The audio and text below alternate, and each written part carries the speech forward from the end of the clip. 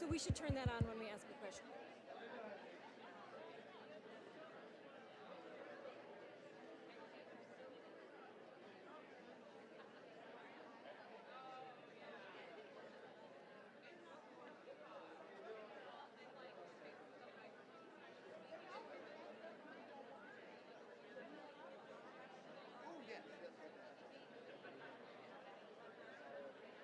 We'll turn both of yours on right away.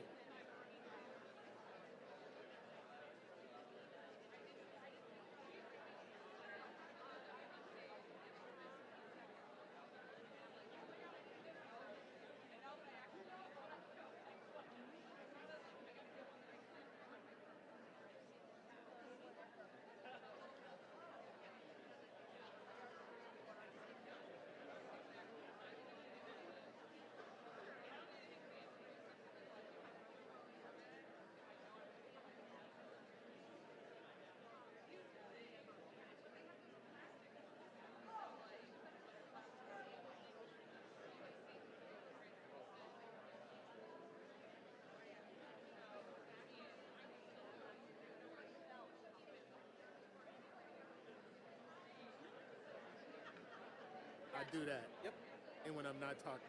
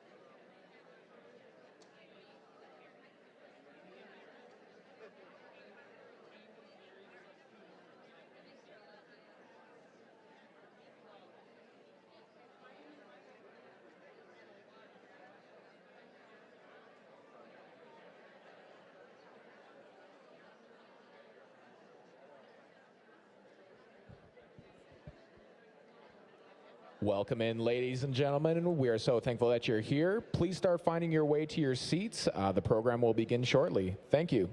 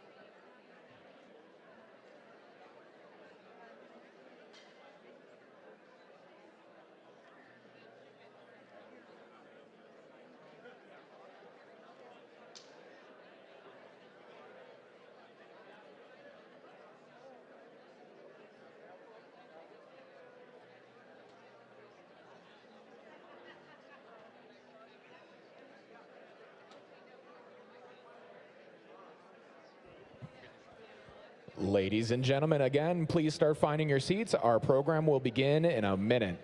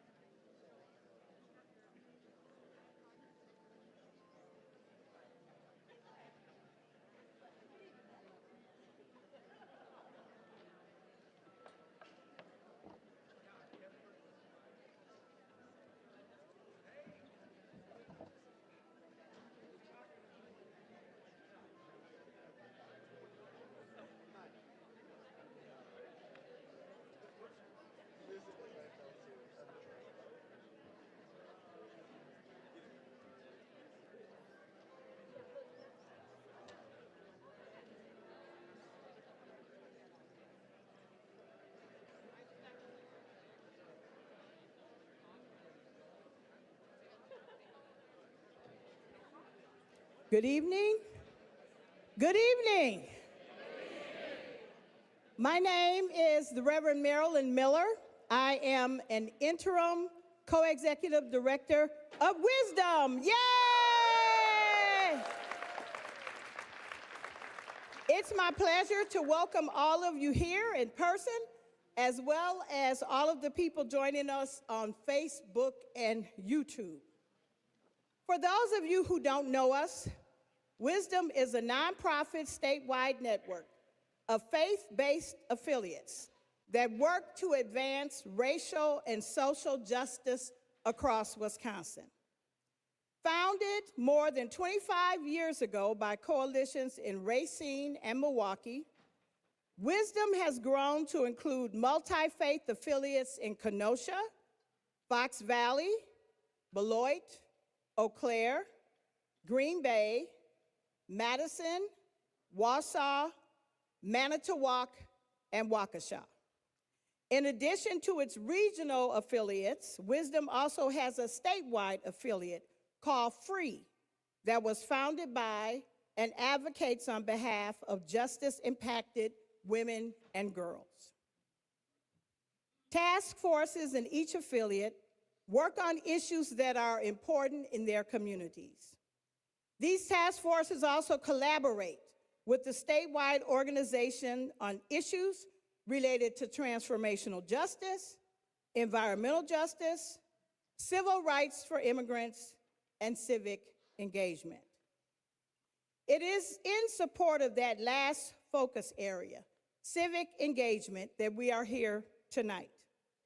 As a nonpartisan organization, our goal is to ensure that all individuals have the information they need to be informed and active voters, including direct communication from candidates from all parties. When we started planning this forum in April, we sent invitations to all the candidates who, as of April 25th, were registered with the State Campaign Finance Agency or were on a candidate list released by government election officials.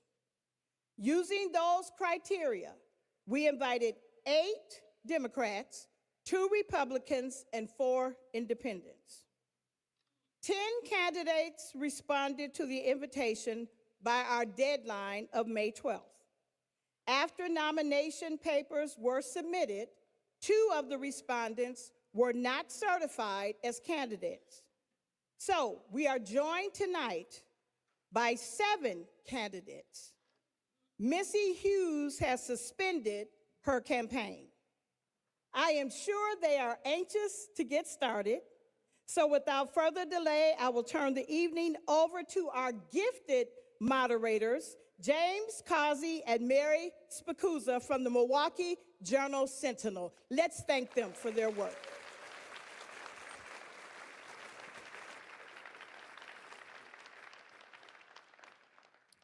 Good evening, everyone, and welcome to the Wisconsin Gubernatorial Forum sponsored by Wisdom, Wisconsin.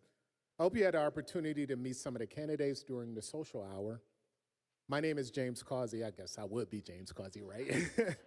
And I'm a columnist with the Milwaukee Journal Sentinel. Joining me tonight is my colleague, investigative reporter Mary Spicuzza. We are independent journalists who are here to help moderate this discussion. Our goal tonight is simple: to give the voters, the opportunity to hear directly from the candidates and learn where they stand on issues affecting communities across Wisconsin. We also want to be respectful of everyone's time, so we will do our best to keep the discussion moving and keep everything on schedule. How does that sound?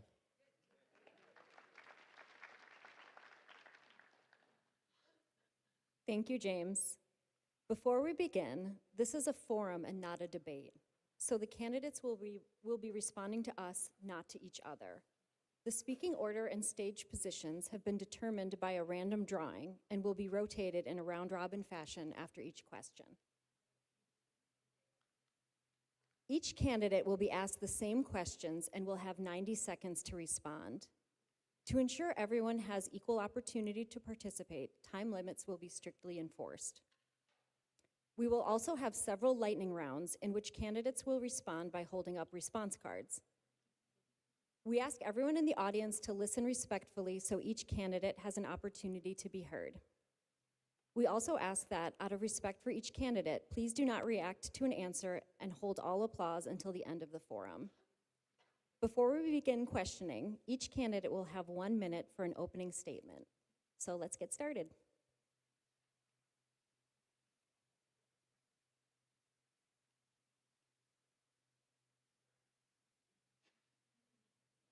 We're good?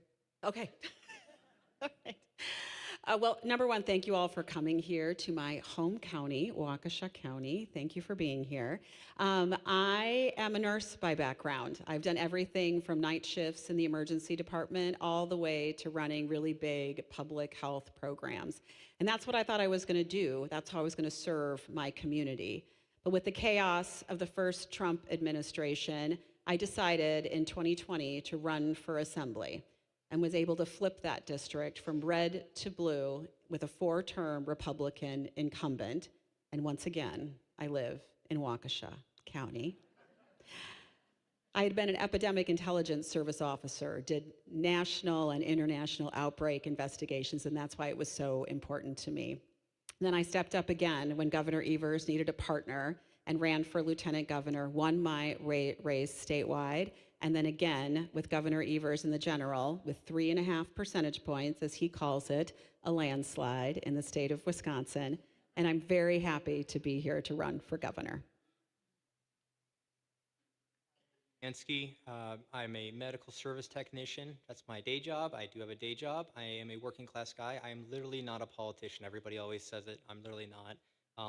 I don't like how expensive things have gotten. I was called to run. Maybe I shouldn't be here. Maybe I should. But I'm here, and I'm giving everybody a choice on that Republican ballot. So I'm the lone Republican here tonight, and I appreciate everybody being out here. I come from a mixed family background of Democrats, Republicans, Independents. Sometimes holidays get a little funny, but I love them very dearly. They're very important to me. There's a lot of important issues out there, and I'm just so happy y'all are civically involved. Me and my wife, we've been trying for children. It hasn't happened so far, but it scares us. We don't know how we're going to pay for it. We don't know how we're going to handle the future. And I'm not the only one feeling that way. There's so much anxiety and stress and fear. I see it with my day job. You know, you're from Waukesha County. I work in Waukesha County, and I work in 14 other counties because I'm a medical driver and a medical professional. So I'm in hospitals, clinics, and homes, and I'm really proud of serving in that aspect, and I'm not giving up my day job. I'll keep working it till the very end in this campaign. And I will also be meeting voters where they are. I don't care if you're a Democrat, Republican, or Independent. I look forward to trying to earn your vote if I continue on in August into the general election. And I want a better Wisconsin, a cheaper Wisconsin, a more prosperous Wisconsin where people don't feel like they're just surviving. Thank you. Good evening. I'm State Senator Kelda Royce, and I'm running for governor to raise wages, lower costs, fully fund our public schools, and to protect our rights and freedoms from this dangerous authoritarian regime. I have been working alongside so many of you for 25 years, working to elect Democrats statewide and build progressive power. And critically, I have been a leader on the issue of criminal justice reform and ending mass incarceration for my entire career.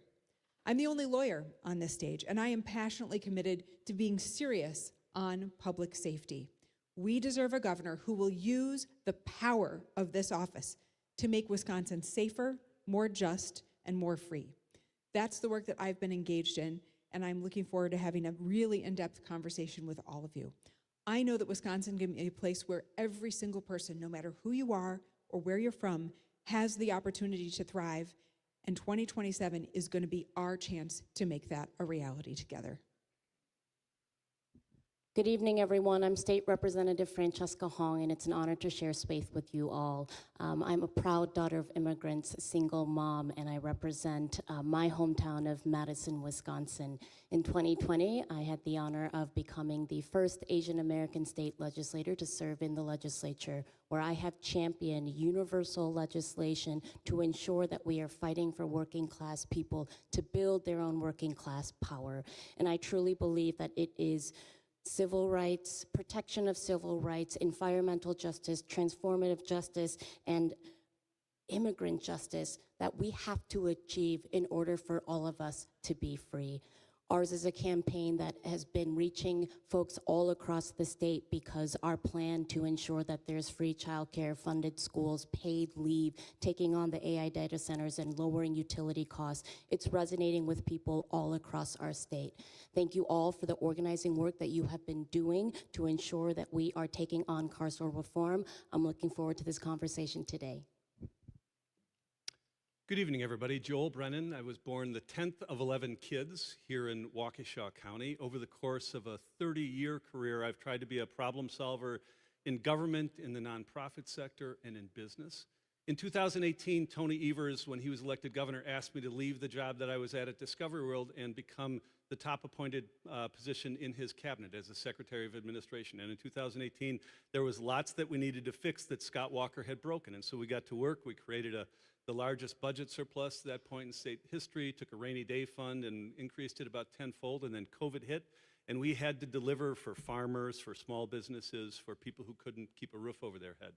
I'll tell you what we learned then and what we know now is that it's easy to break things in government, much harder to make government work. The reason why I want this job is that we live in dark, dangerous times. You deserve and you need a governor who is focused on fixing problems, not on getting even, but on getting ahead for Wisconsin.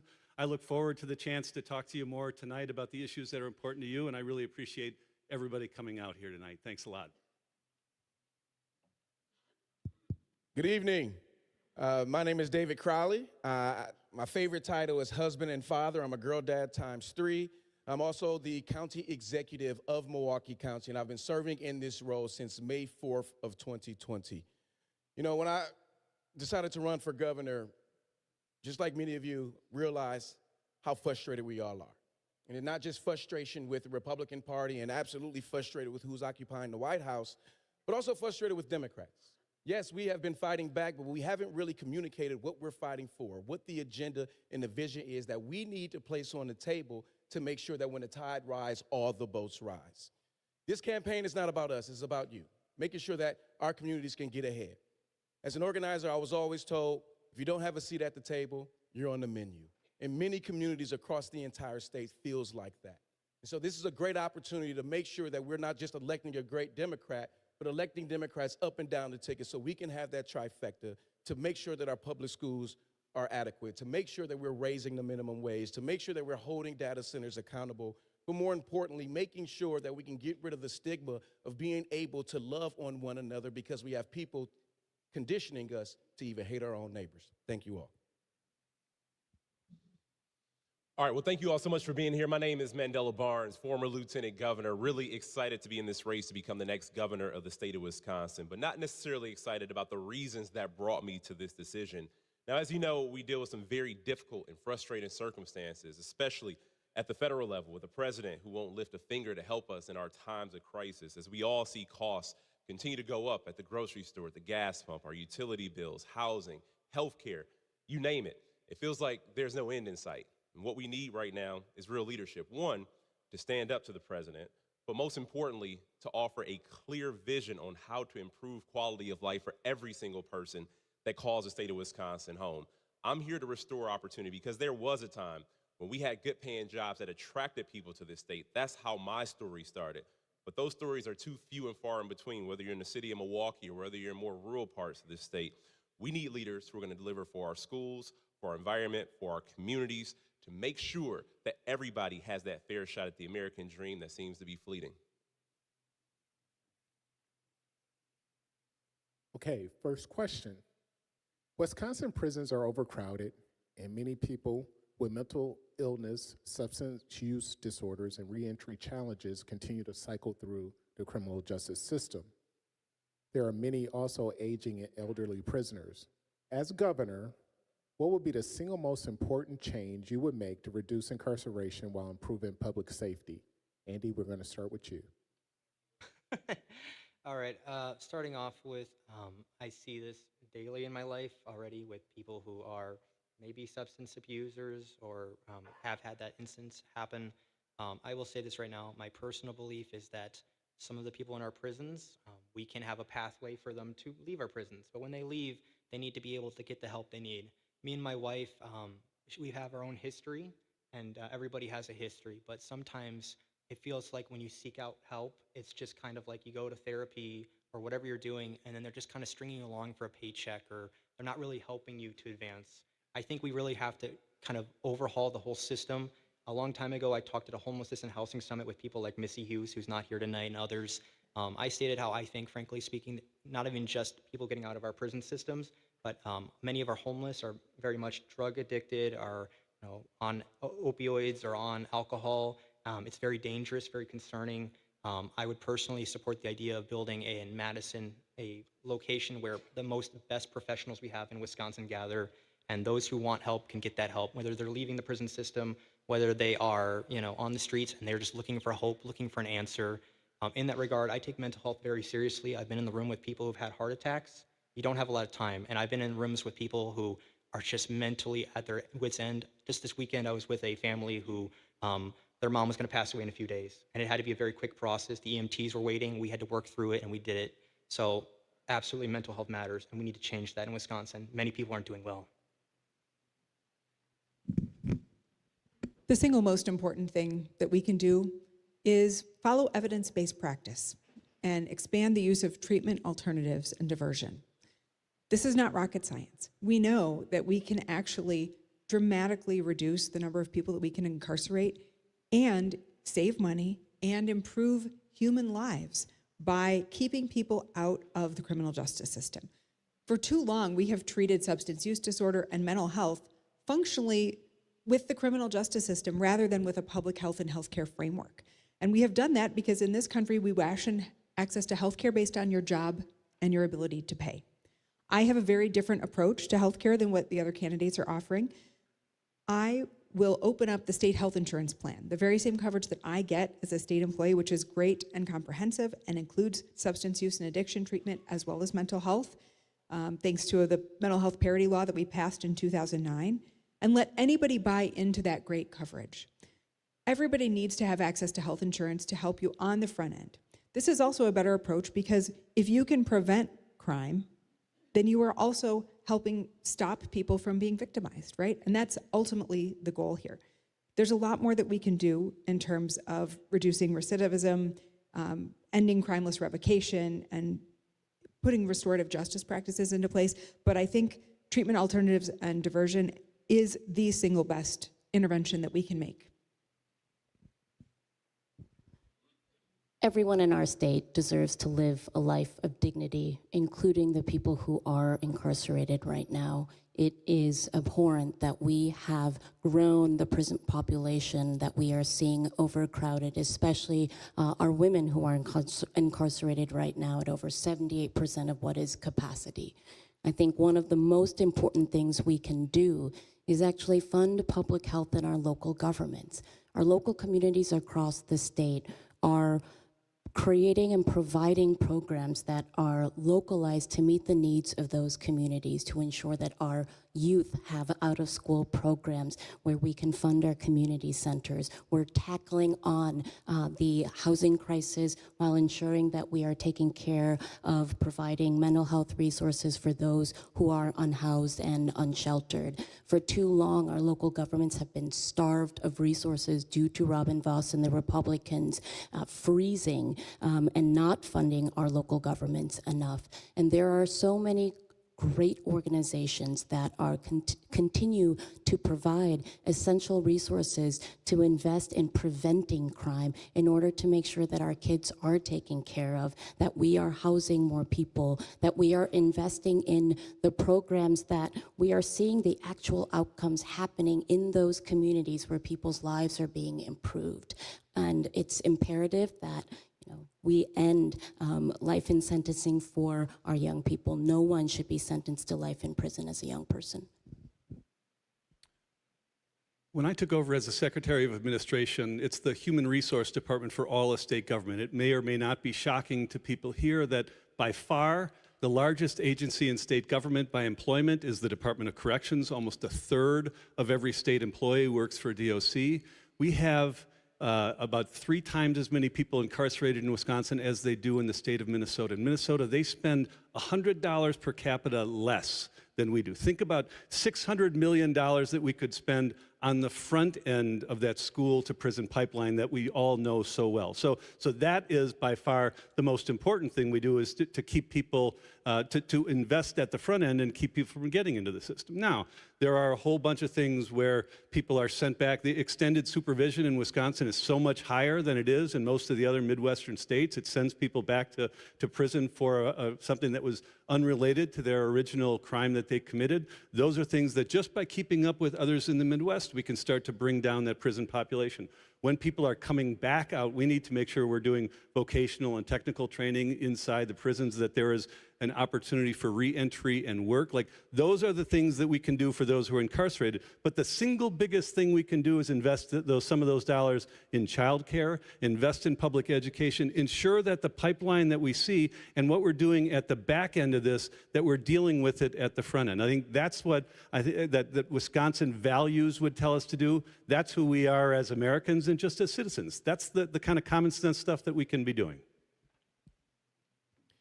My very first job when I graduated high school was working at a place called Project Return, helping ex-offenders find employment and housing. And as county executive, Milwaukee County, we're the only county that actually has a prison that I'm responsible for. You may all know it as the House of Correction, but we changed the name to the Community Reintegration Center. And what we have to focus on is how we invest upstream and really address the root causes as to why people may commit crimes themselves.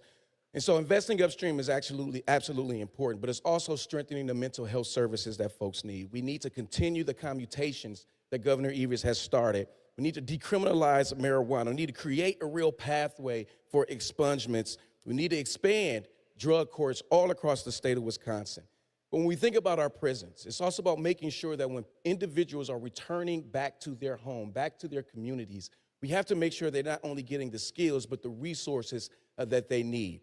Within our Community Reintegration Center, we actually partnered with Marquette University as well as MATC, and we provide vocational training with all of our residents within the CRC.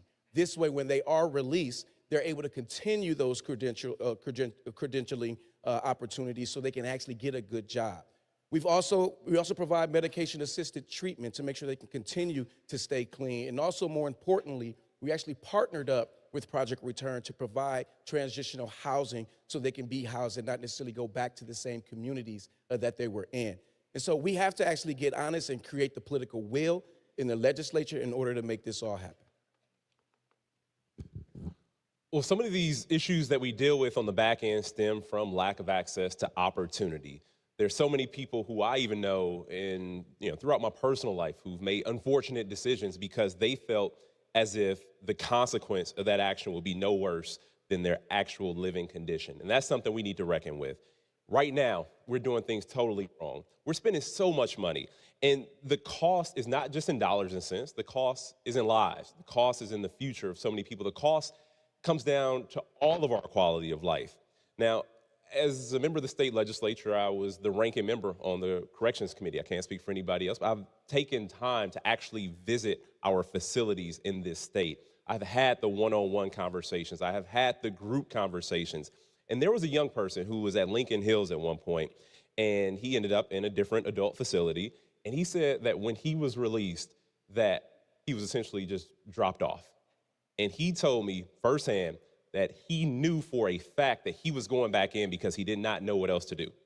And this is why we can't just approach this issue in terms of incarceration. We can't just warehouse people. We actually have to rehabilitate and provide a path to being able to live a responsible, sustainable life where you're contributing to society, to be able to connect people back with their families, to connect people back with their communities, with educational opportunities and job opportunities as well, because one of the reasons our prison population is so high is because of recidivism. People who are going back in because they feel as if they have no other choice.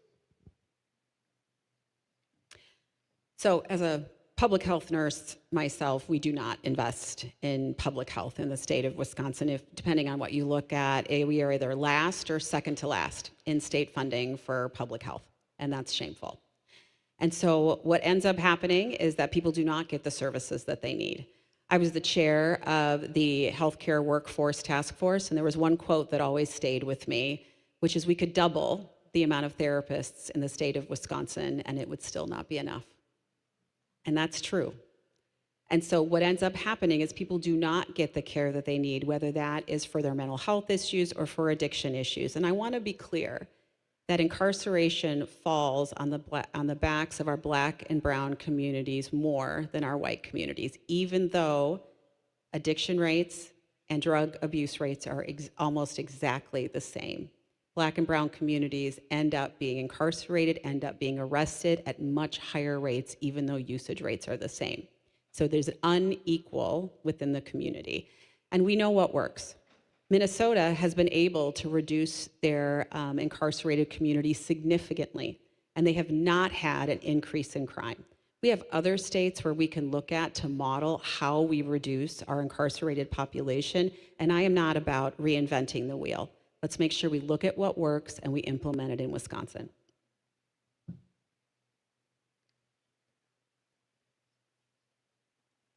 Thank you.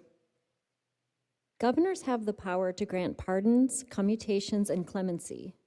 How would you use those powers, and what standards would guide your decisions? And it looks like Kelda, you're first. Community safety is the most important aspect of how we should make these decisions.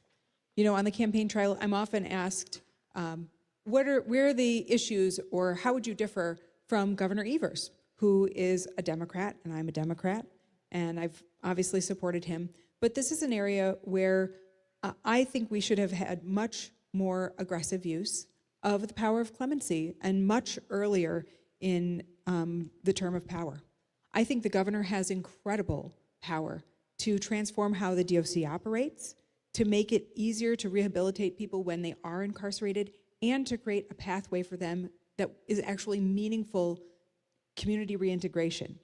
But the fact that we have so many people who are incarcerated for so long that they are functionally, they have aged out of crime, and they were sentenced under really disparate sentencing regimes. I actually think we have a constitutional problem here in Wisconsin, because how long you go away depends on when you were committed the crime and when you were sentenced. You could be behind bars for 5 years or for 20 years. This is absolutely unjust, and there is a reason that the pardon power and the power of clemency exists, whether it's, you know, the power to commute or the power to pardon. And we need to use it because justice is not always served. And as an attorney, I know that better than anyone. If we want justice to be served, you have to be willing to make use of these powers. I want to ensure that I would use the power of the executive and wield it to the fullest extent. I think the current conditions and what is happening with overpopulation of our prison system right now could be considered a state of emergency. There are executive orders that should have been placed during the Evers administration that I was disappointed not to see happen, especially when those who are closest to the problem, with family of folks who are incarcerated, who have maybe died in prison, people who have been formerly incarcerated, are organizing and demanding justice. It is imperative that they are included at the table when it comes to building out structures for commutations, having a say in the pardon board and that process, looking at clemency powers. And I think that reform has to include the people who have actually had those lived experiences, or the closest family members and caregivers who understand how deeply unjust the system is. You know, it should be the folks who are closest to the problem who are closest to the power. And I would be somebody that is willing to use the governor's office to make sure that there is an inclusive process to build out the infrastructure and the reforms needed to ensure that we are not the state that is incarcerating Black men at some of the highest rates, that we do not have prisons where they're over 78% full for women. This is about dignity and ensuring that we are building reforms where everyone can live a life of dignity and feel safe.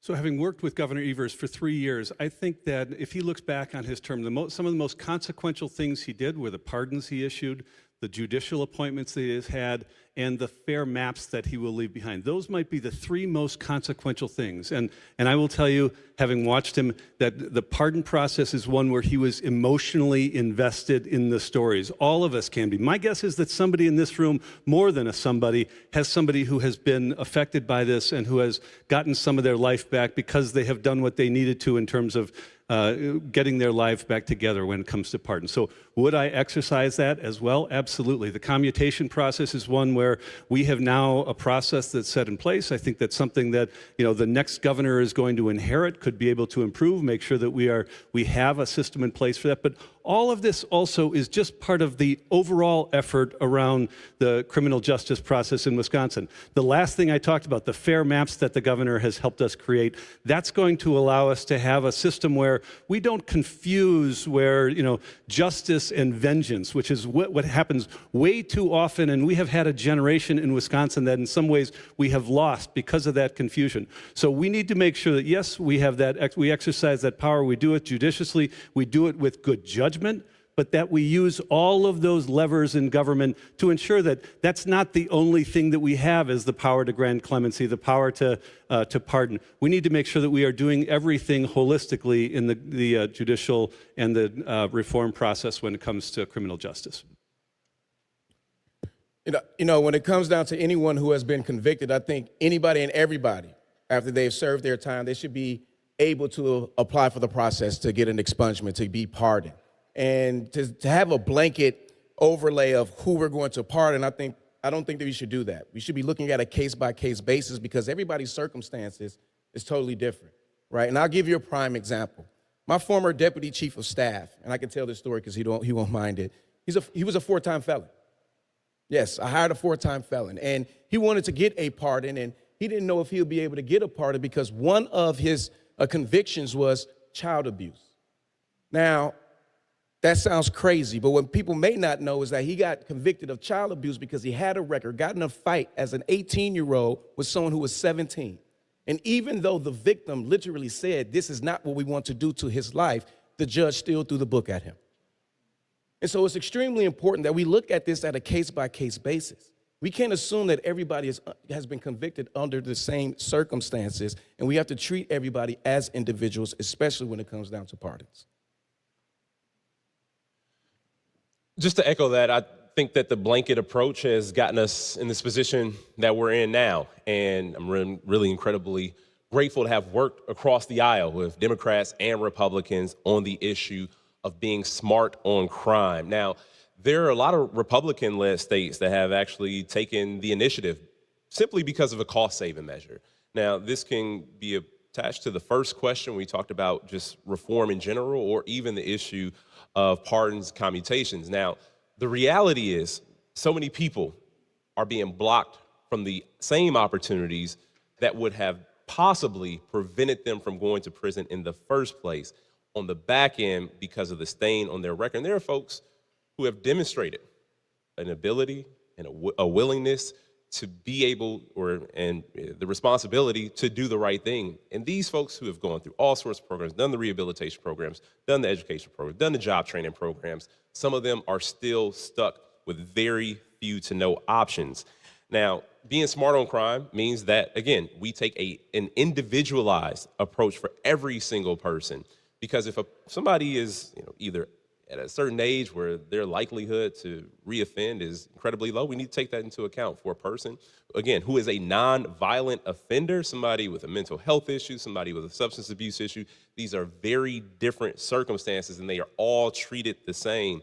And it will be my plan to ensure that we are doing the right thing to, one, keep communities safe and give people that opportunity that they deserve. So within the Evers-Rodriguez administration, we do now have a process for commutations, and I would continue that process as governor.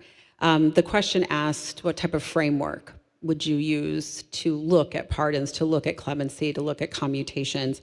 And I think we do need to look at people individually, but public safety has to be number one. Justice, whether that has been served, number two, and whether there's fairness in the sentencing that somebody has already been through, and then a demonstrated commitment to integrating back within the community. I think those are the four pillars that we can look at when we're looking at justice and clemency. The other thing I wanted to address is, because another person mentioned it up here, is the legalization of marijuana and making sure we have protections in place for that for younger folks as well. But we also want to make sure that we are expunging convictions that today are no longer illegal. And so if we have changed our justice system, if we have changed what we have decided is illegal in the state of Wisconsin, I think it is appropriate to expunge those convictions of those who have been convicted. Okay, I was just going to start at it. I don't think justice should be blind, and I'm not blind either. So whether it's Republicans, Democrats, those who are very rich and wealthy, should not get favoritism and getting any sort of quick access to being let out. I personally would look to say, hey, laws change. You were arrested from a law 30 years ago. We're going to start with those people, okay? Because that law changed. What you did was illegal back then isn't illegal today. Society's changed, and they should have a chance. I would seek to empower our advisory boards and our systems to make it yearly instead of years or whatever that process may be. I want it to be a renewal kind of process where you are going there, they're able to make their case, they're able to say, this board says yes, this board says yes, this board says yes, and when they get out, at the end of the day, I want them to have all the resources possible. When people come here into this country and they have nothing, maybe they don't speak the language, and they're just kind of dropped off, they're scared. They don't have housing. It makes it a very dangerous situation. Sometimes that might lead to something that could be permanent and could end up in a situation like a prison or worse. And I don't want that. And just like letting people out when they don't really have anything, it can be a dangerous situation. So we need to recognize that multiple advisory boards should be there. We need to make sure that the people who are getting better do get better, are medicated, are where they need to be, can get back into society, get a job, be a part of us, join us again, right? But we'll start with the people who, their crime isn't a crime anymore. I've also supported marijuana legalization with rules, with guidelines to protect our children, to protect our youth, to protect our properties, businesses, models, everything about us, right? And when that happens, we can talk with them who are in prison for that. A tiny ounce of weed, to me, we can change that. All right, time for the first lightning round. First question. Got your paddles, everybody? Yeah. Should Wisconsin end prison returns for technical supervision violations? Sorry. Should Wisconsin end prison returns for technical supervision violations? Okay. Next question. Should Wisconsin prohibit solitary confinement beyond 15 consecutive days? Sure. Should Wisconsin prohibit solitary confinement beyond 15 consecutive days? Next, should people at an overdose emergency be protected from arrest or prosecution for drug possession when they call 911 or provide aid? All right. Should Wisconsin invest more in diversion programs that keep people out of jail and prison?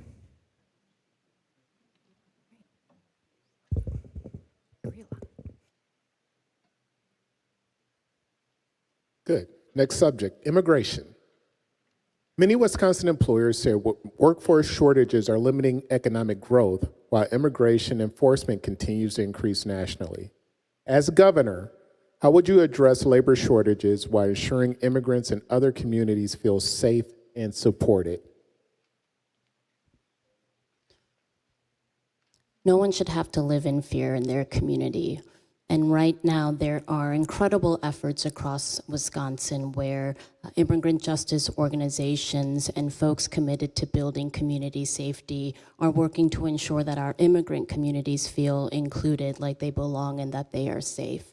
But the reality is, for folks to be able to go to work and feel protected when there is a threat to their status, there is a resistance and a reluctance to be able to just accept help from those who are, I'm sure, in good graces, want to be able to provide that support.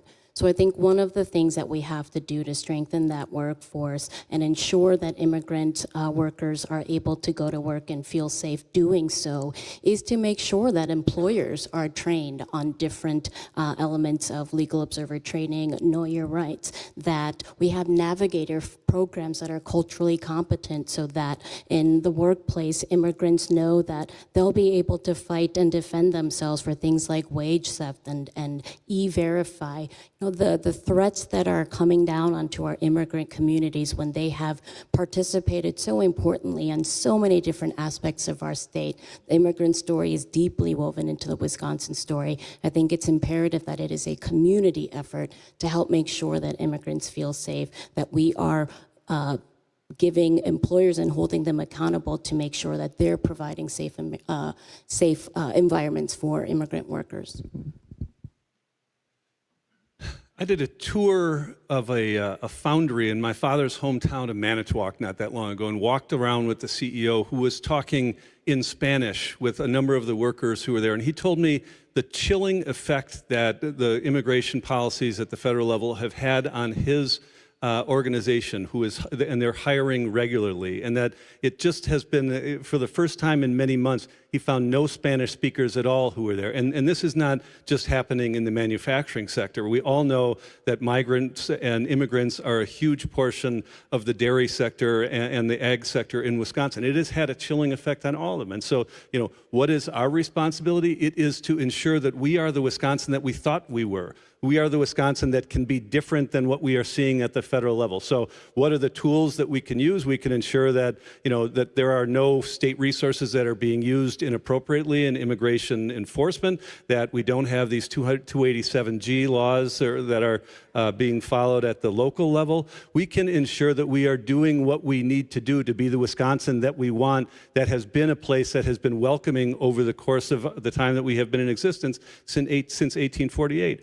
And we set a tone that everyone in Wisconsin is here and has respect. The communities around the state, the Hmong communities in the central part of the state, those who have brought such great richness to Wisconsin around their heritage, around what they have done, we need to make sure that we are welcoming in every way, both on the employment sector, but also just in the way that we treat each other with respect.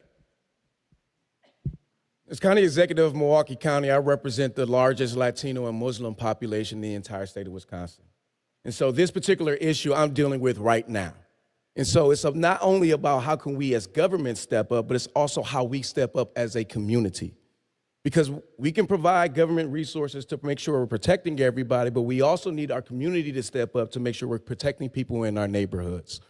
And we do this by partnering and collaborating with one another, whether it's just labor organizations, community organizations, or the businesses themselves, making sure that there are processes and resources in place that they'll have access to so they know exactly what they need to do.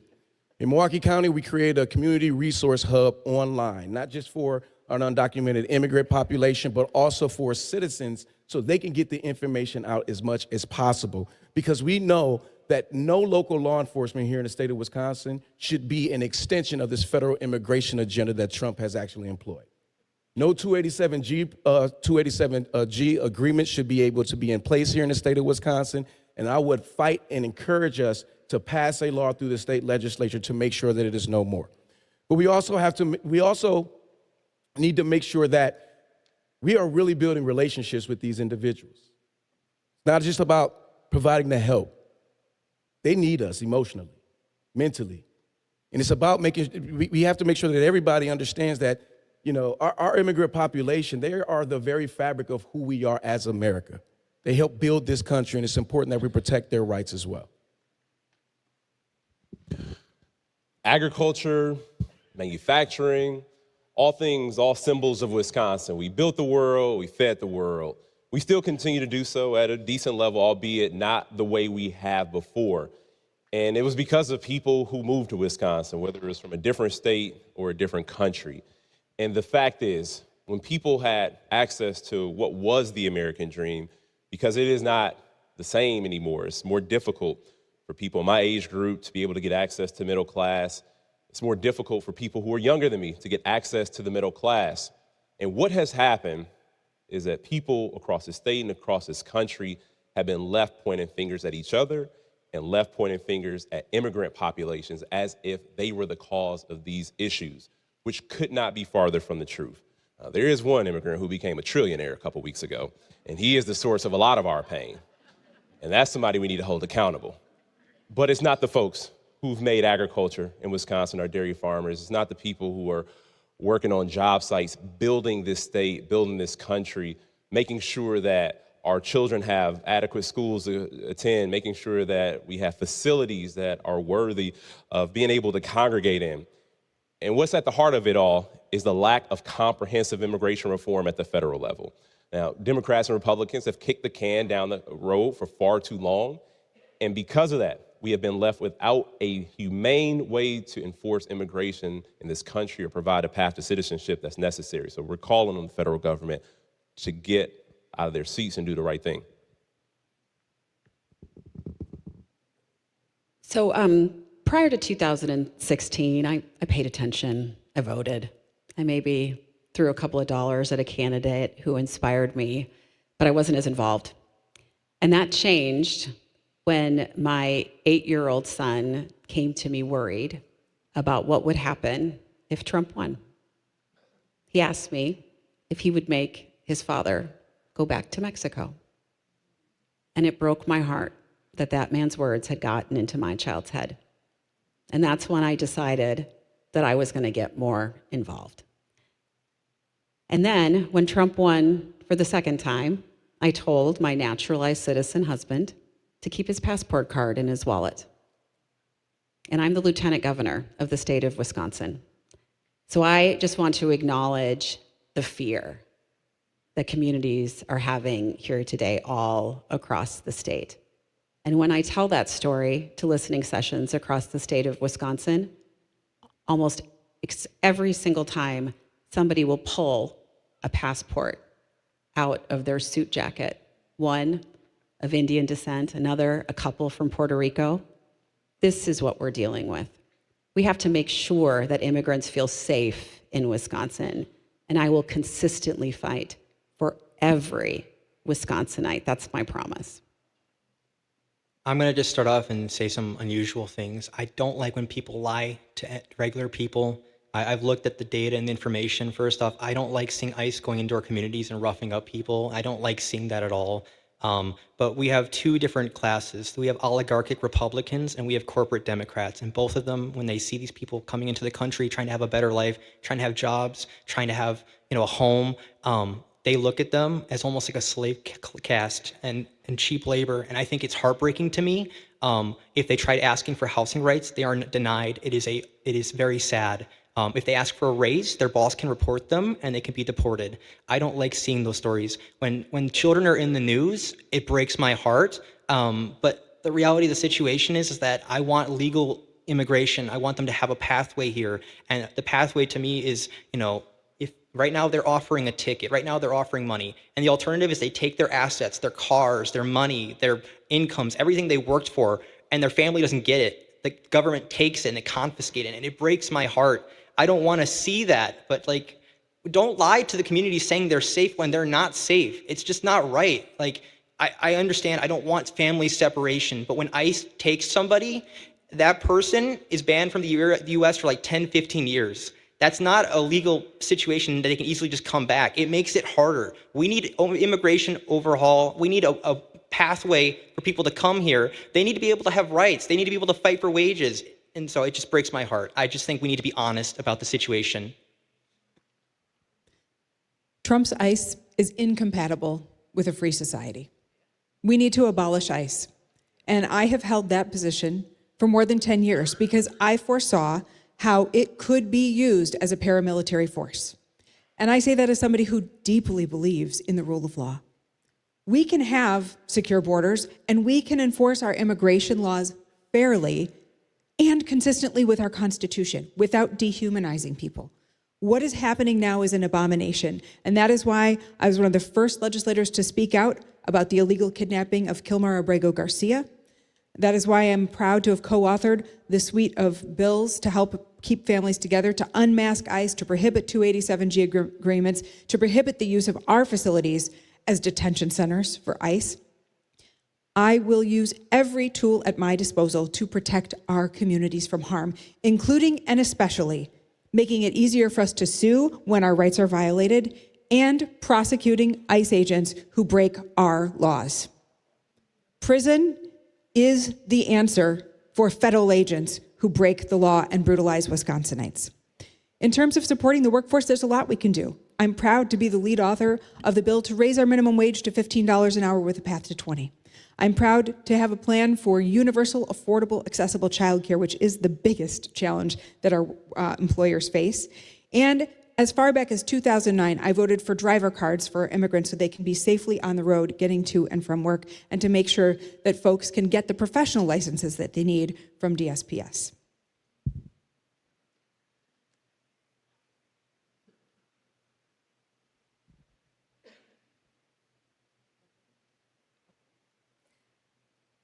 Thanks, everybody. Next question.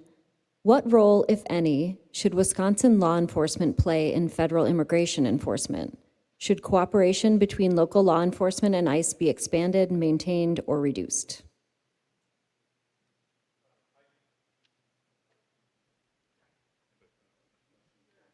I'm on? Okay, I'm on now. I think I already mentioned that the 287G program is not one. I think at the state level we can restrict the involvement of local law enforcement, and that local law enforcement's job ought to be enforcing local laws. Because the partnership between state and local government has been fundamentally broken for so long, I think we put undue stress on local law enforcement just to do their job in their own community. And so, absolutely, the priority should be local law enforcement working to enforce local laws.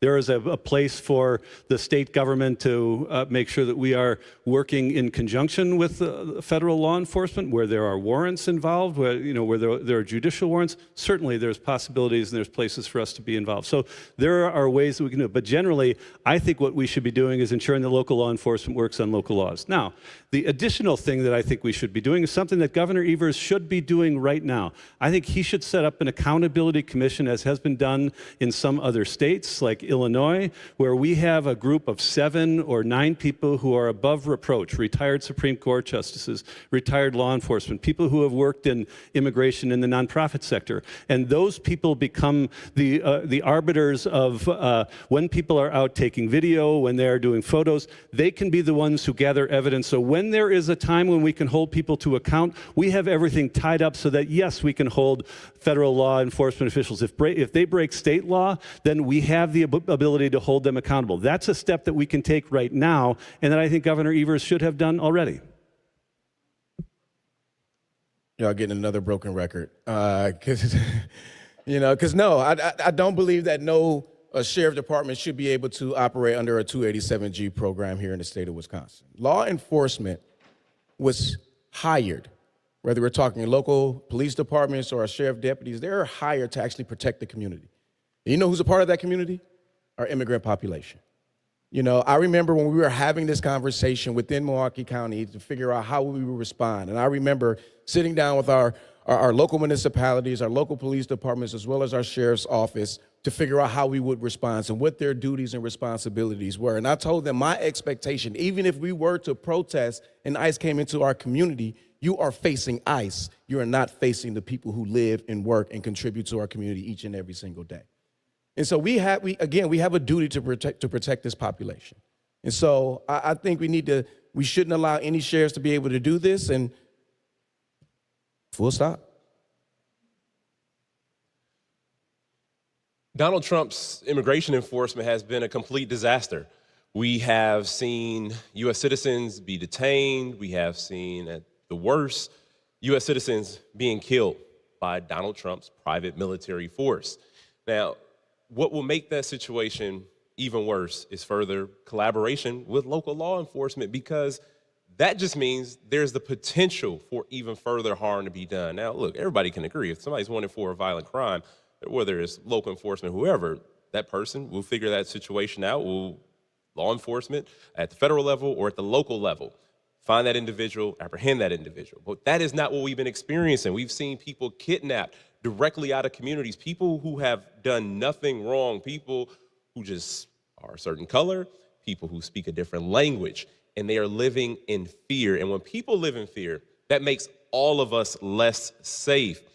That makes our economy less stable. That makes the fabric of our communities less durable. Now, if Donald Trump is going to be able to continue to do as he wishes, along with DHS that is wholly unprepared for the job. We saw Kristi Noem, she wasn't ready, but her replacement is even worse. And that is why we need that full comprehensive immigration reform at the federal level so that we can enforce immigration in a more humane way, in a safe way, in a way that actually makes our communities more safe, in a way that actually gives people the opportunity to achieve that American dream that they deserve. Local law enforcement should be focused on the local community, and that includes the immigrant community.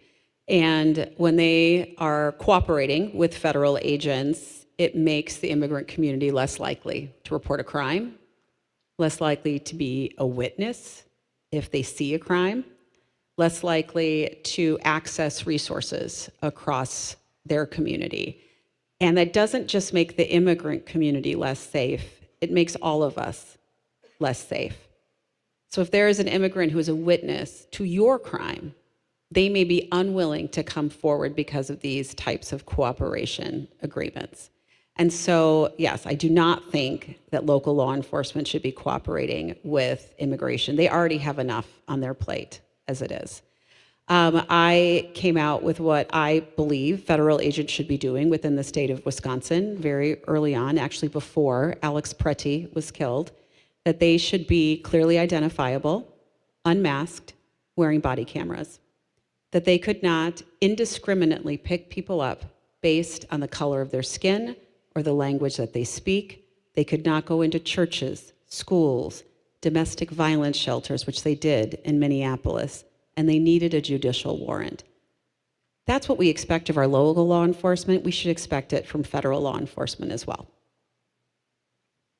I just want to say, again, honesty really matters here. State laws haven't triumphed federal laws in quite a long time, and that is not a precedent I want to see come back, I'll be honest. Some of you can imagine where I'm trying to say by that. By the time ICE comes here, they come in, and that same night, that person is gone. By the time in the morning a governor were to wake up, they don't know. I would love to hear the people on the stage say, hey, we're going to change this, we're going to do that. How does it hold up federally on the federal stage? Because if you want to really change it, you go federal, run for the federal race. But statewide laws, they're grabbing people at the courthouses when they come for their meetings, and they don't know that, they just show up. These people are just living their lives, and sometimes they're gone within 10 hours. They're already out of the country. So if you say we're not cooperating with ICE, fine, great. They don't need your cooperation, though. They come here anyway, and everybody here on the stage knows that. The mask mandates won't stay. None of these mandates will stay. The right answer is to show compassion to them. Say, I will fight for you to legally come here. I will do what I have to talk to Trump, talk to Biden, talk to anybody in that office and say, this person is a real person who was going to be a really good citizen. Bring them back quicker, legally, in a better process. But I don't really care for this, we'll do statewide things. It didn't work in California. Their mask mandates are already gone.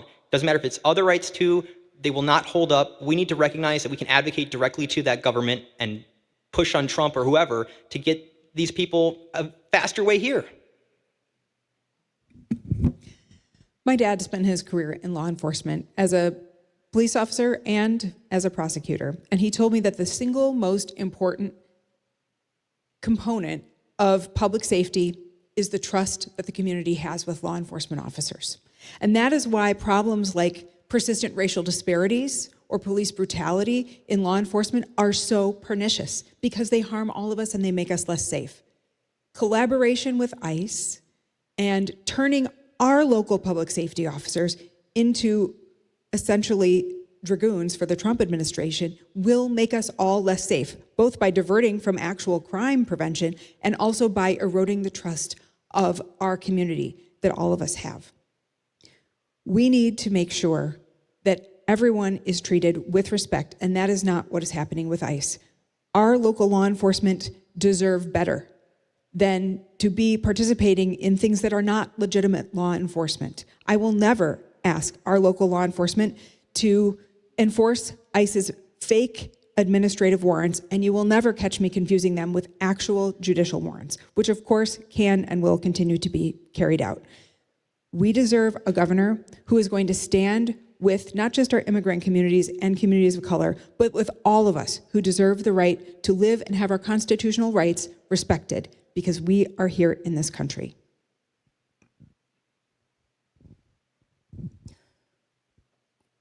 ICE is an enforcer of fascism, and our law enforcement should not be cooperating with them. So an executive order to end 287G agreements is absolutely in the cards. But my friend Mr. Mansky is correct that the 10th Amendment makes it incredibly difficult for state law to overrule federal law. However, it does not require us to participate in it. But we saw in Minneapolis and California that, when systems fail, that communities show up. It is incredibly, the participation of ICE with local law enforcement and what is happening right now in so many communities, and there are still insurgencies, and it is still happening in Wisconsin as well, that building community safety matters. Having those mutual aid networks matter, that when you are building strategy with folks in your communities around ensuring that there are neighborhood patrols, these are the things that people are forced to do, especially because it is difficult to enact legislation. So I think it's imperative that the state actually help fund these initiatives, that we are funding local immigrant justice organizations and those who are providing basic needs and ensuring that immigrant communities are able to get to work, that there's childcare, there's car seats for folks, that we are, there's mechanics that help them make sure that their cars fixed so they can get to work and live their lives. It is time that government actually get into helping to build community safety when the systems around us are failing. Thanks, everybody. Okay, next lightning round. Do you support driver's licenses for undocumented immigrants? Everybody? Do you support in-state tuition for undocumented students? Should local law enforcement be prohibited from asking about immigration status during routine policing? All right, thank you. Next question, we're moving on to health and environment. Lead poisoning remains concentrated in some of Wisconsin's poorest communities and can have lifelong impacts on health, education, and economic opportunity. What specific actions would your administration take during your first term to significantly reduce childhood lead poisoning? Oh, hold on one sec, David. All right. Thank you for that question. I mean, first and foremost, we have to make sure that we're actually putting our money where our mouth is. We have to actually invest in equity. And, I love the question, but it's also, it's also feeding into the divide that we have created here in the state of Wisconsin. And the reason why I said feed into the divide is because we don't just talk about clean drinking water. It's like we pin we pit lead laterals against PFAS contamination in rural communities against one another. And what we need to be focusing on is how do we just talk about people getting access to clean water? And first and foremost, we have to make sure that we're getting the resources back to the Department of Natural Resources so they can actually have some teeth to hold many of the polluters accountable here in the state of Wisconsin. I mean, we have seen this in rural communities, but also here, we know that when I think about the city of Milwaukee and how they were able to bring dollars down because of President Biden to be able to move forward a couple of years to be able to replace all the lead laterals, we know that we're still not in a position to do it in the manner that it needs to be done in.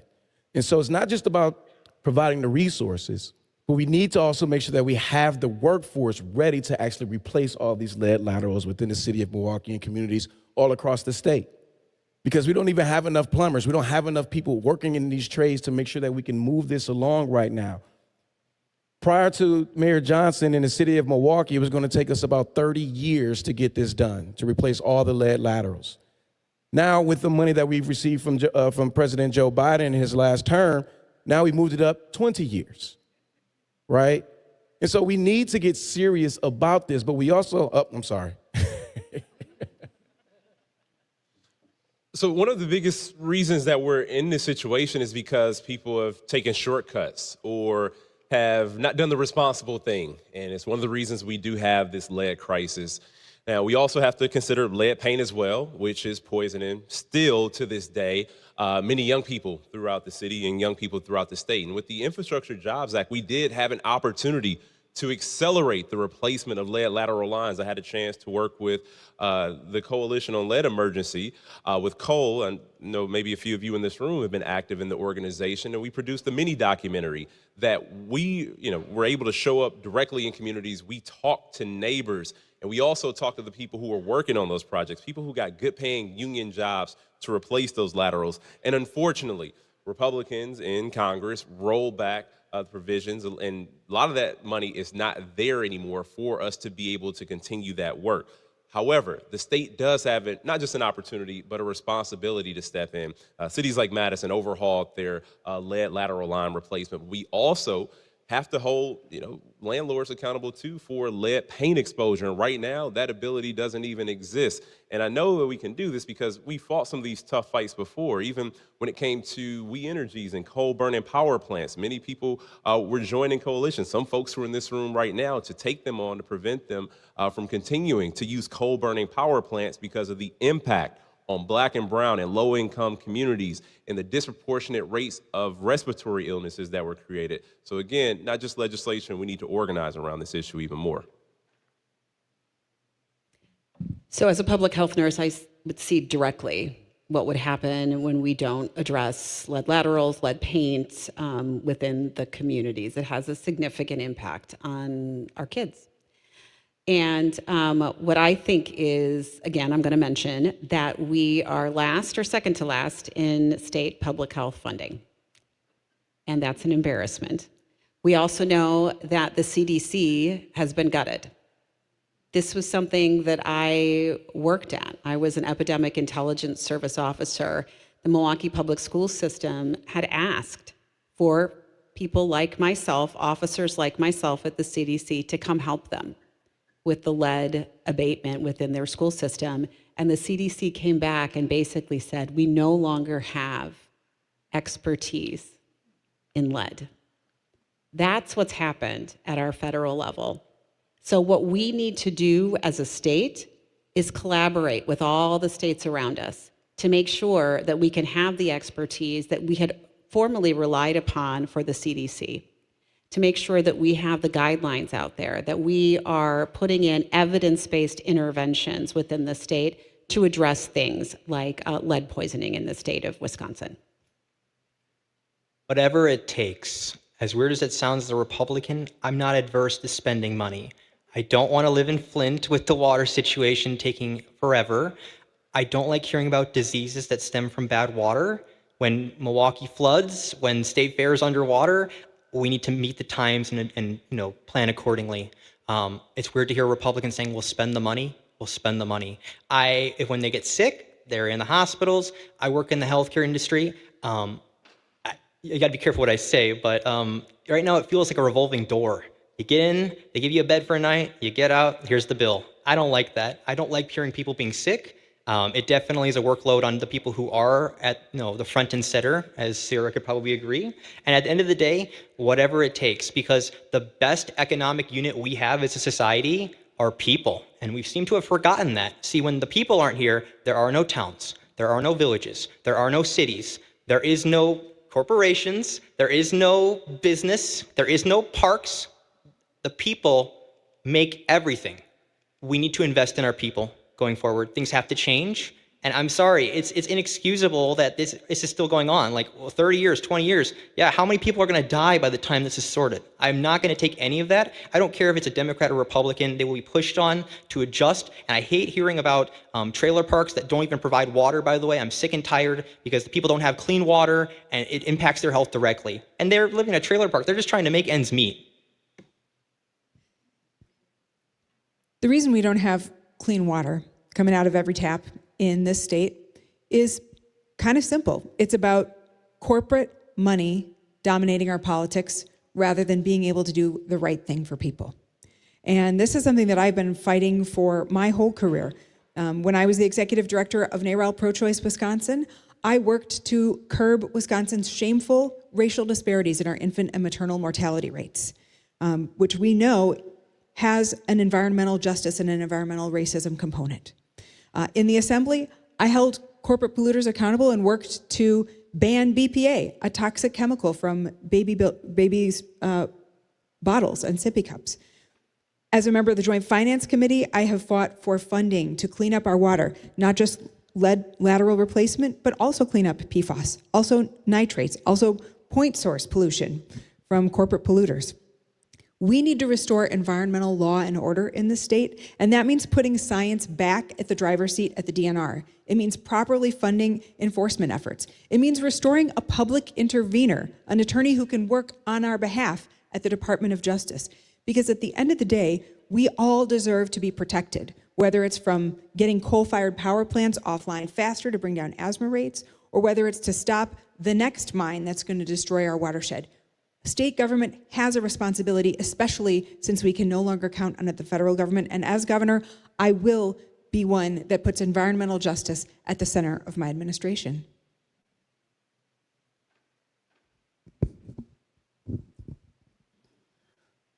Delete existing tax exemptions for data centers and the additional subsidies that are being projected.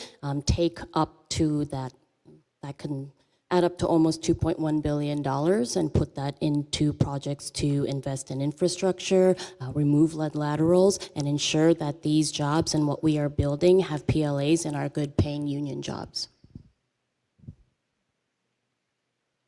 So I live in the city of Milwaukee. My kids attended Golda Meir School, and that was, lead becomes a very personal issue. It was the first school, I think, in the Milwaukee public schools where lead issues were found in just the last few years. So I think all of us probably can tell you about our direct connection. And as has already been stated, it's not only the lead laterals, it's actually lead paint that is a bigger health issue, at least in the city of Milwaukee. And so what can we do? We can leverage those federal resources that we have and try to quicken that pace. There's a clean water revolving loan fund that the state has that we need to be able to deploy at the local level. So all of those things are things that we can do. This is also a workforce development issue, as has been said here. Like those who are involved in this, those who are involved in weatherization, that is an opportunity for people to get good paying jobs and launch themselves on a career that is only going to help further health in the city of Milwaukee, but also provide one of the most important things related to health, which is employment opportunity. So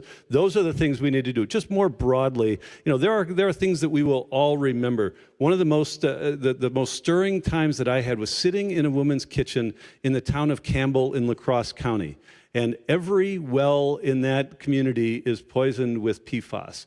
What I asked her, what do you want from state government? What do you want? For 5 years, they've been drinking bottled water there. She got up out of her chair, she walked over to the tap, she turned on her tap and said, I want to be able to use this to cook, to brush my teeth. That seems like something pretty easy that we can do. We can't do that in the state of Wisconsin. They haven't been able to do that in that community for 5 years. It's our responsibility to do better. Next question. Voters often hear candidates explain where they agree with their political party. Tell us one issue in which you disagree with your party's leadership or traditional position and explain why. Well, one of the biggest areas of disagreement is the fact that we continue to allow corporations and the most wealthy individuals rule the day. We have to tax the wealthiest in our society. We have to restore opportunity to working class people. The reason why we see so much middle class decline is because so many of our resources, so much of our wealth has been concentrated into the hands of a few people.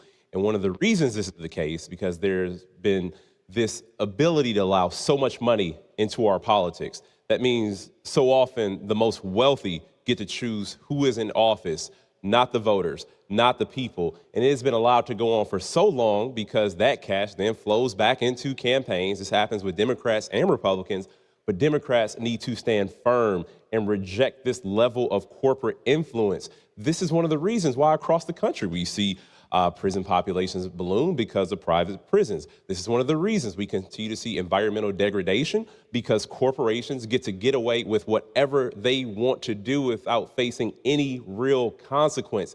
Again, a reason why we have such issues and challenges in immigration reform is because a lot of people get rich off of a broken immigration system because they profit off of the backs and they profit off of the fear of immigrant communities, and allows them to get wealthier and allows another tier of people to exist in this community, a second-class citizenry that should never exist. And so rejecting the corporate influence and the ultra-wealthy, the billionaires who have ruined this country. You know, I think within the Democratic Party, there has been this rhetoric that we have to choose between a progressive or a moderate Democrat. We can't have both, right? We can't have somebody who fights for progressive values as well as lives in a red community like I do. When I look at the Democratic Party, when I look at the Democrats here at this stage, we are aligned for the most part in where we want to go. We might differ a little bit on the solutions, but we are aligned as a party. We want to make sure that we are supporting the most vulnerable in our communities. We want to make sure that people have a good paying job, that they can afford to put food on the table, a roof over their heads, and you know what, take a vacation once a year.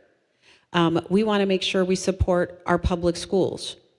Once again, those solutions may be a little different, but we are aligned in that way. And so that's where I think that I get frustrated with this rhetoric that we have these very disparate choices within the party, when the reality is many of us are aligned on these same values.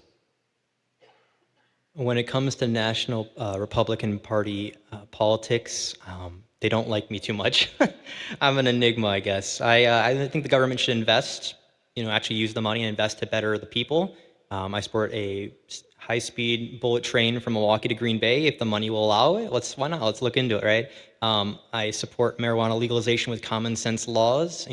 We have a good framework and various elements. Ask me after if you want to know more about that.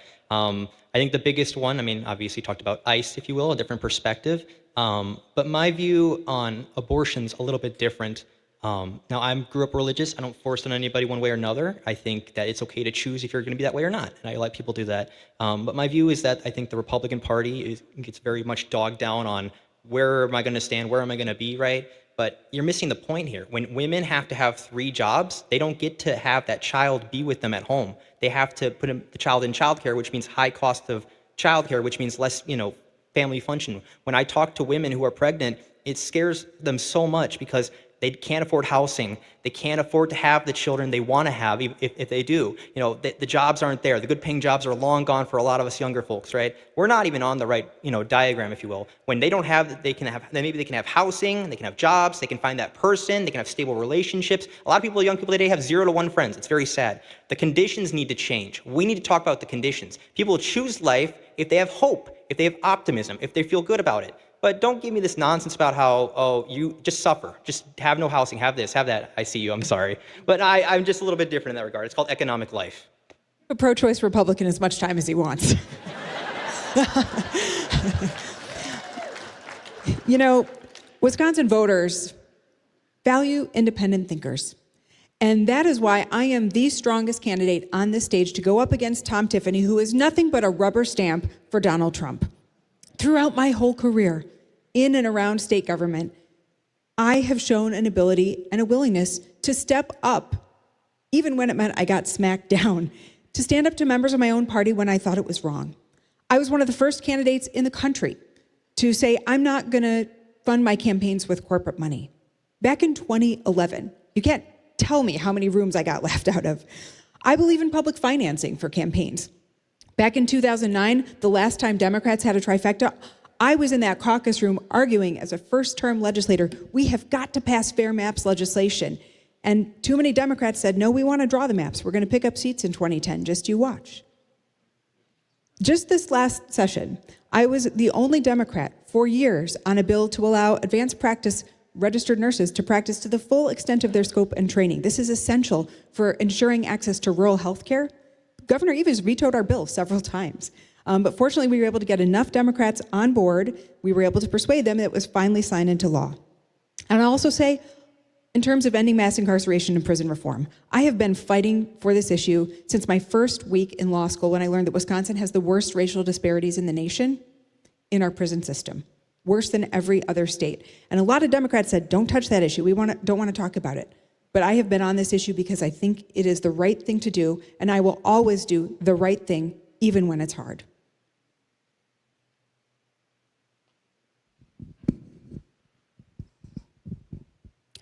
I disagree with some of the political strategy that has been implemented over the years by the Democratic Party.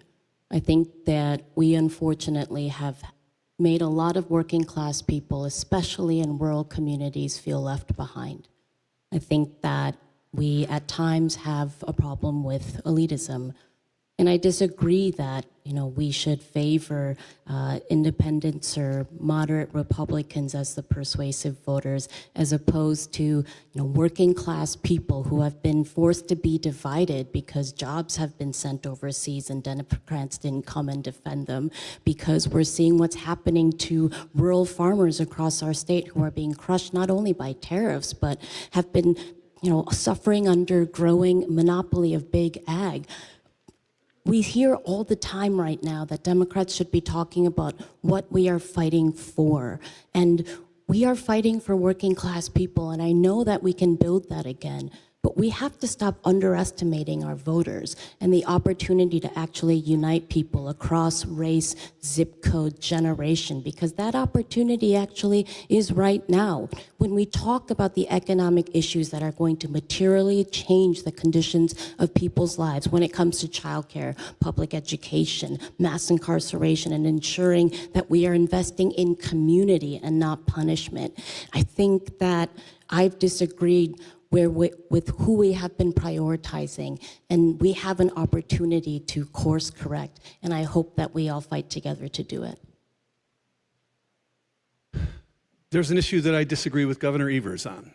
The big, beautiful so-called bill did huge damage, and it's going to do damage for a generation on Medicaid, on food share, on all kinds of things.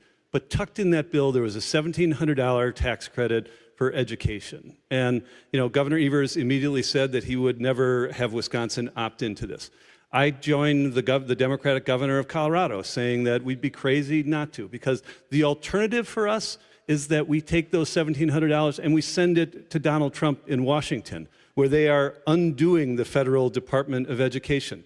Those $1,700 could be used to send a kid to camp at Discovery World, a kid from the Boys and Girls Clubs, a kid who needs an opportunity in Wisconsin, needs a path forward. Those are things we can do. Again, sometimes this issue gets rolled up into the ongoing 35-year debate here between vouchers and public schools. I'm a public school supporter. I will be as governor. But if there are tools for us to invest in kids in Wisconsin, if there are Wisconsin dollars that we can keep here in Wisconsin to invest in Wisconsin kids, if we can give give them opportunities for a better summer, if we can lessen that learning loss that happens during the summer with investing in kids, I am for that 100 times out of 100. So, that's one area where I differ. I may differ with some people on the stage here on this, but those are the types of things where if there are opportunities for us to invest in Wisconsin kids and keep those dollars here, we do it. I would say my biggest frustration with the Democratic Party is that we've become the party of reaction. I mean, all we do is react to what Republicans and Donald Trump are doing right now for the past 12 years. And I would argue if we continue to only react to Donald Trump or Republicans, they are defining us for us. The World Cup is playing right now, right? No one is going to win the game if they're only playing defense.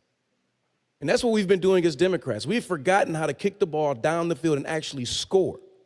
And I'll give you two prime examples. I remember when Donald Trump came out and said, we're going to do Trump accounts.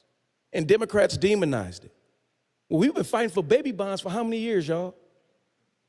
That's what that was. He came out then after that, he came out to say that private equity firms shouldn't be buying single-family homes. I agree with that. Democrats have been fighting for that for years. But because we no longer know how to be proactive and actually sell a vision, talk about what we want for our communities, for everybody in this country, in this state, we have forgotten how to actually lead. That is my biggest frustration with my party.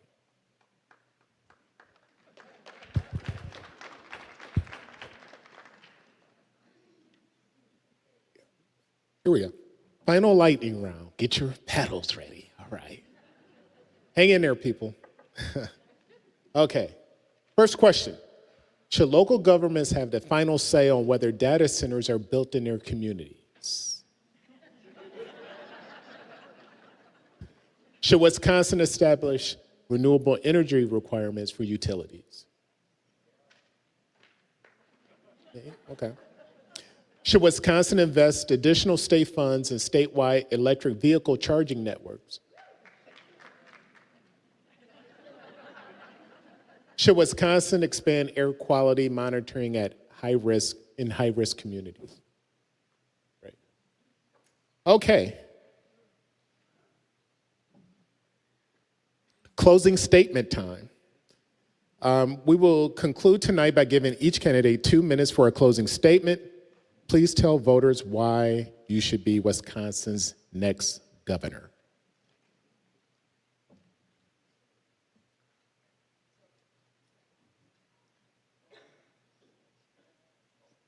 Oh, all right, I didn't even know. All right, I could go on a whole spiel why I should be next governor. It's a little weird to just say that, honestly, as a regular person. I come from a mixed family background. I have a very independent streak. I'm very opinionated. Republicans, Democrats, there's pros to both parties. I'll just say it. I think that there's some good in both sides. There's some good with presidencies. At the end of the day, I would like to be your governor. I'd like to be an open line directly to that governor's mansion. I call it the people's mansion. Some people say it's bad language. I just say it anyway. I don't really care. So I give my phone number out. It's 414-640-3400. Watch the live stream afterwards if you want it. My email is my last name, Mansky, Andy23@gmail.com. And I get all sorts of emails. I get signed up for weird things now. I'm sacrificing it all because I actually care about my community. I want a good environment. I want a better future. I want to find, get things done. I'm tired of gridlock. If I were to be elected governor, it doesn't matter which side. I'll be honest, if you're in the Assembly or the State Senate, I would bully you and force things to get done. You will never go home until you get something done. I'm sorry, I don't like the fact that you guys never get anything done. It really bothers me. There's a lot of work that needs to be done. If we can get life more affordable, cheaper, better, that's the vision, right? I believe in almost like a utopia where you get rid of this tax and then you pull a lever here and then get rid of that tax and then people are moving in and students are coming here and they're excited and we're investing. We have good pipes and clean pipes or whatever. I don't know what you call it. I want a better future. I just want people to come here. Wisconsin is the best state. And I want it to be where everybody's coming, not just California, New York, Texas. They can come on back because we will be the best state and we will continue to be the best state and we will go further. So last thing, before I know you're going to be timing me pretty soon here, I will say this. I don't want anybody on this stage to leave until everybody else is left. Stay here, answer questions. I'll answer any question. I don't know if you're a Republican, Democrat, Independent, Moderate, Socialist. I don't care who you are. Ask questions. Get answers. This is the first time the governor's mansion's been open in about, 15 years? It's been a while. What are you going to do for us? I'm a voter too. Whether I win or lose, I'm a voter too. You got to get everybody on board. Okay? You can't just represent Milwaukee or a little area of Madison. I'll stop. Stay and answer questions. Thank you so much for giving us the opportunity to share our visions for Wisconsin. I'm State Senator Kelda Roys, and I'm running for governor to raise wages by bringing the minimum wage up to a living wage and restoring collective bargaining rights for public and private sector workers. Yes, I am running for governor to lower costs, especially on the biggest ticket items like housing, healthcare, childcare, and utilities. I don't have just bullet points for these. I have actual bills that are ready to be passed into law. Consultants didn't write me talking points. I have actual plans for how we can get this done. We need to have a governor who will use political power to seize this once-in-a-generation opportunity that we are about to have. It's not going to come again. And I am the candidate to do it because I have spent my whole life working on these issues. Now, I've got the most experience in and around state government of all my friends on this stage, and more than Tom Tiffany, I'll say. But there's never been an election cycle that I've sat out because politics is a team sport. And I understand that as somebody who has spent my career building big coalitions to get things done, progressive things in really tough legislative situations. That is what we need as our next governor. It's not a moment for a newbie. It's not the moment for somebody who's unwilling to take a tough position or has to go like this to figure out whether or not we should bring the voucher scheme finally to a responsible end. We should. I'm going to do that as governor. We can't wait for Trump to change federal law on health care. We have to take matters into our own hands. And as governor, I'm going to open up the state's health insurance plan to let anybody buy in. I am the candidate that has built the broadest coalition of support. I am proud to have earned the endorsement of WEAC, our state's teachers, because they trust me to be the public education candidate that our kids deserve. I also have the most endorsements overall of any candidate in this race, including the endorsement of Lieutenant Governor Barbara Lawton. Most importantly, I want to earn your vote on August 11th. I ask for your vote and your support. Thank you again.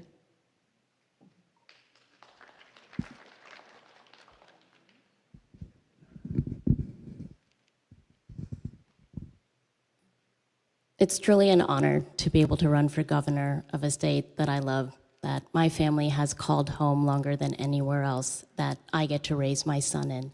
The state that allowed me to own my own restaurant for 7 years, work my way up from being a dishwasher and a line cook to an executive chef, and then create a space where we could help care for folks, nourish folks, where there were first dates and also breakups. And then the community asked me to run for office in 2020 because folks were ready for a new type of leadership, someone who is of the people, who is willing to fight alongside them.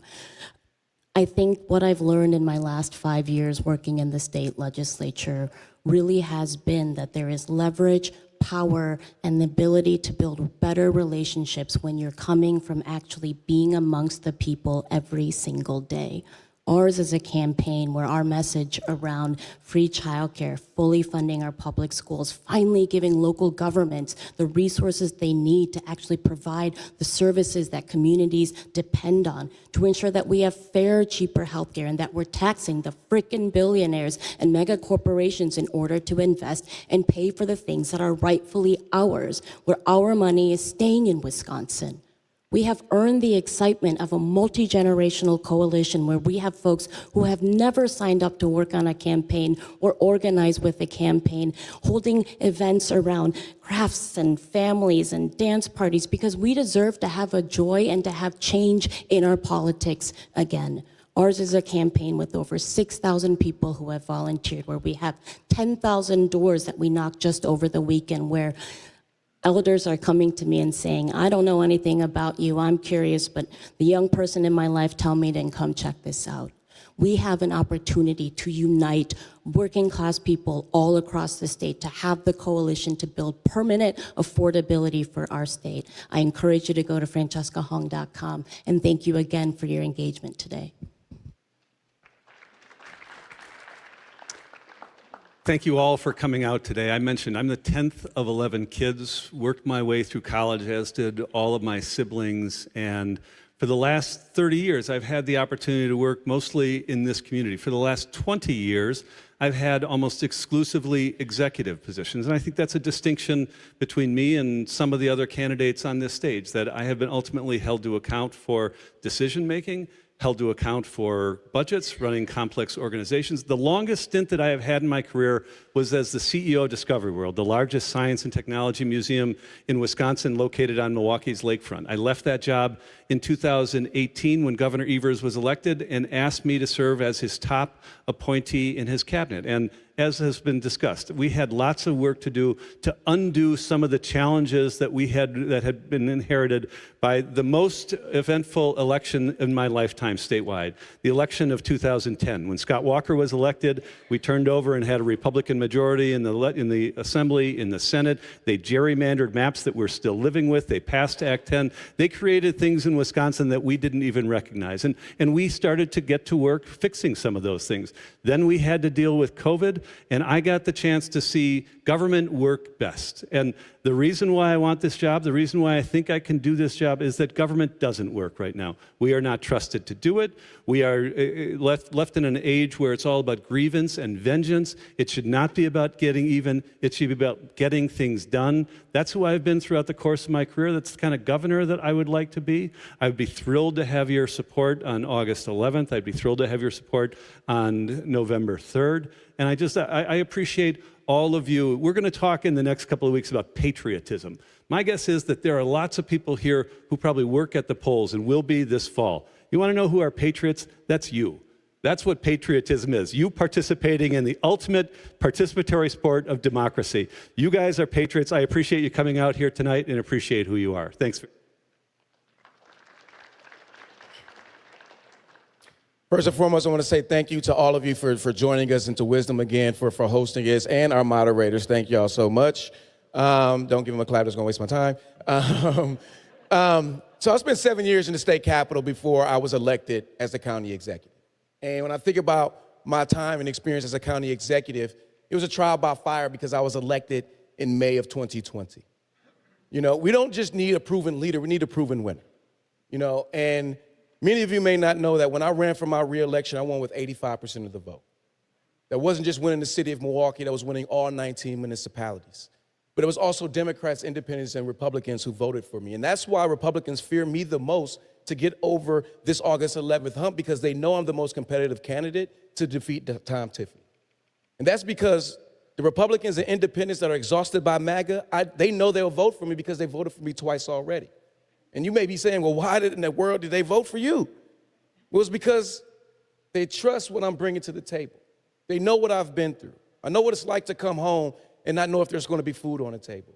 I know what it's like to come home and see your belongings on your curb due to another eviction because of your parents' addiction. But it's also why my campaign sounds a little bit different. It's built on proven policy that I've been able to implement, being the second highest executive in the state of Wisconsin, running the second largest government in Wisconsin. We've built affordable housing, 6 different projects happening in suburban communities. We've invested in housing first, and we've been recognized of having the lowest unsheltered homeless population per capita than any community in the entire United States. We've lowered our overdose deaths by 40% in just 4 years. We've brought Democrats and Republicans together to pass legislation to make sure that every city, every town, every village, every county got more money back in their pockets. We want the Democratic trifecta, and we're going to continue to fight for it. But we need a governor who can govern with a hostile Republican legislature. And that's why I am your candidate. Visit crowley4wi.com to learn more, and God bless you all. So things are incredibly hard right now. And to quote Mr. Mansky, I don't like it. My story started when my grandfather moved to Milwaukee after his service in the Navy during World War II. He got a job as a union steelworker, essentially walked in the building one day, walked out 35, 40 years later. He was able to retire with relative comfort, relative dignity. He was able to create a middle-class foundation that I get to benefit from today, quite literally would not be on this stage. And that's what this fight is about. Because as things have gotten increasingly more difficult, folks want to know who is going to show up, who is going to put in that fight for them. and I'm proud to have always taken on the tough fights. I got my start as an organizer. In fact, I was a wisdom organizer. And I've been alongside so many of you in those tough fights. And the reality is, some fights you win, some fights you lose, but the reality and the most important thing is what you do the next day. And that's to come back and you fight twice as hard. Now, we took on one of the toughest fights against Scott Walker in 2018. We led with our values. We led with our vision. We led with our plan to improve quality of life for every single person in this state, regardless of their zip code, regardless of where you were born, who you love, how you identify, all those things that have kept people separate in the past. We talked about a plan to fully fund public education, to protect our environment, to provide health care. And while we still have so far to go on those issues, that's what makes this election cycle so important. It's not just about running for governor. It's about a majority in the assembly and a majority in the Senate and those coalitions that we have already built together, whether it was during my time as an organizer, as a legislator, or as your lieutenant governor. And the conversations I have in Milwaukee or the conversations I have in Wausau are the same.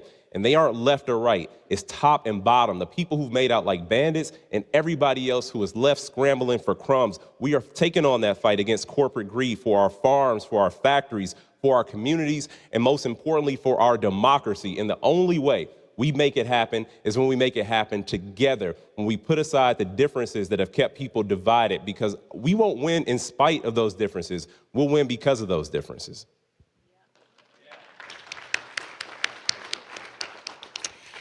I'm a born and raised Wisconsinite. My mom grew up on a dairy farm in western Wisconsin, so rural she went to a one-room schoolhouse through 8th grade. She became a teaching assistant for children with special needs and a proud union member. My father served in the Navy during Vietnam and then came back to fix telephones for Wisconsin Bell. We didn't have a lot growing up, but service to community was non-negotiable in my family. I have always been on the front lines. I have always run towards the fight, whether that was as a Peace Corps volunteer serving in Samoa doing HIV/AIDS and reproductive health education, whether that was as an ER nurse in Baltimore doing night shifts, watching what happens when people don't have the health care that they need, whether that is coming back and working for the CDC as an epidemic intelligence service officer, doing national and international outbreak investigations, and then stepping up again to defeat a 4-term Republican incumbent to run for assembly, and then again to run for lieutenant governor in the state of Wisconsin. I love this state. I have proven that I can win difficult races against a Republican. I have proven that I can win statewide. And we have such an enormous opportunity this election cycle to flip both the Senate and the Assembly. But you're gonna need somebody who's ready day one to get their agenda across the finish line. My outside experience as well as lieutenant governor prepares me well to manage something as large as the state government. But I've also maintained my relationships in the Assembly and the Senate, and I have the most endorsements of sitting legislators today. So I ask you, let's show them what it looks like when Democrats govern. Let's show them what it looks like when we take care of everyday Wisconsinites. I ask you to join my fight. Thank you.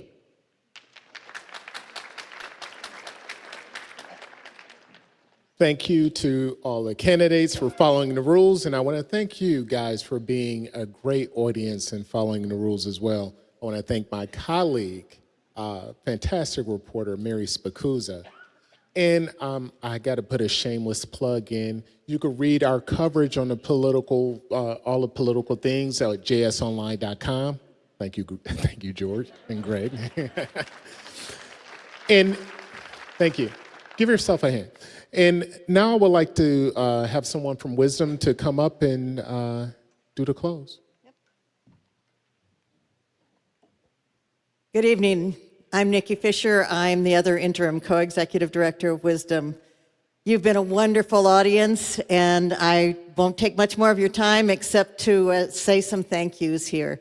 So the first thank you is to this wonderful group of candidates. This is what democracy looks like, and you can clap very loudly now.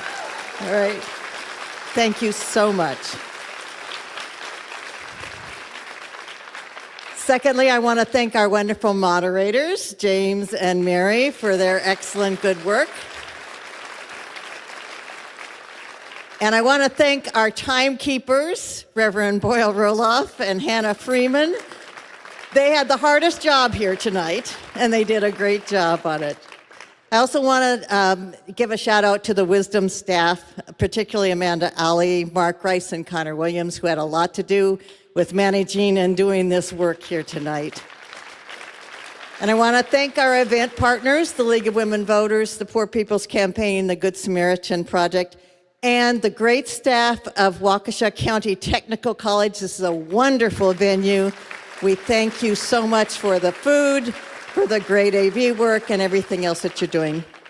Finally, I want to thank all of you for joining us. You've been a respectful and attentive audience, and I hope you heard something new today or something that made you think differently about different candidates. And I hope you'll take this information and you will encourage everyone in your family, your friends, your neighbors to participate in democracy in the way that you have participated in it. We really appreciate you. We appreciate our freedoms and our democracies and the way that our election system is supposed to work. To those in this room, safe travels home. To those of you who are listening to us online, have a good night.